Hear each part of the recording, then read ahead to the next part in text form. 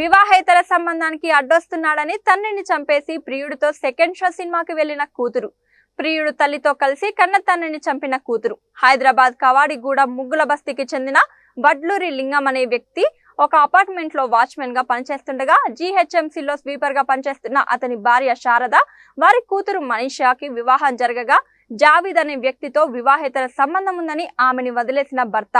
దీంతో మౌలాలిలోని అద్దె ఇంట్లో ప్రియుడితో వాళ్లతో కలిసి ఉండడం నచ్చక తరచూ మనీషాతో గొడవ పడుతున్న తండ్రిపై కోపం పెంచుకున్న మనీషా తన భర్త తనను కూడా అనుమానిస్తూ వేధిస్తున్నాడని కూతురికి తెలిపిన మనీషా తల్లి శారద.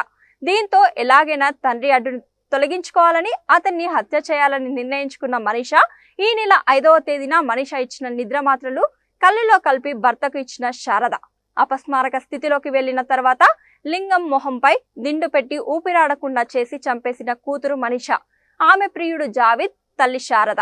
హత్య అనంతరం ప్రియుడితో కలిసి సెకండ్ షో సినిమాకి వెళ్లి సినిమా పూర్తయ్యాక తండ్రి శవాన్ని గట్కేసర్ మండలం ఏదులాబాద్ గ్రామ చెరువులో పడేసిన మనీషా 7వ తేదీన చెరువులో మృతదేహం ఉందని సమాచారం అందుకొని ఘటనా స్థలానికి వెళ్లి మృతదేహాన్ని వెలికి తీసిన పోలీసులు మృతదేహం లింగం అనే వ్యక్తిది అని గుర్తించి కుటుంబ సభ్యులను విచారించగా వారి సమాధానాల పట్ల అనుమానంతో సీసీ కెమెరాలు పరిశీలించిన పోలీసులు సీసీ కెమెరాల ఆధారంగా కూతురే హత్య చేసిందని నిర్ధారించి ఆమెని అదుపులోకి తీసుకున్న పోలీసులు వివాహేతర సంబంధానికి అడ్డొస్తున్నాడని తండ్రిని చంపినట్టు విచారణలో అంగీకరించిన మనీషా.